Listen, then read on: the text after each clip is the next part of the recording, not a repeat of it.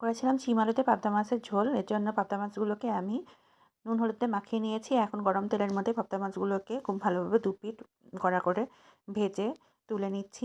এবার মাছ ভাজার ওই তেলে আমি কালো জিরা আর কাঁচা লঙ্কা ফোড়ন দিয়ে দিলাম। দিয়ে দিলাম আলু। আলুগুলোকে হালকা ভেজে এর ভিতরে দিয়ে দেব শিম। শিমগুলোকেও হালকা ভেজে নেব। শিম আলু হালকা ভাজার পর এর ভিতরে দিয়ে দিলাম টমেটো। টমেটোগুলোও ভাজবো। ভাজার পর এর ভিতরে আদা বাটা, হলুদ গুঁড়ো, লঙ্কা গুঁড়ো, জিরার গুঁড়ো, ধনিয়ার গুঁড়ো, স্বাদমতো লবণ, একটু জল দিয়ে মশলাটাকে খুব ভালোভাবে কষিয়ে নেব। মশলাটা কষে আসলে পরে এর ভিতরে আমি ঝোলের জন্য জল দিয়ে দেবো। ঝোলের জন্য জল দেওয়ার পরে আমি ৫-৬ মিনিট মতো আমি ঝোলটাকে ফুটিয়ে নেব।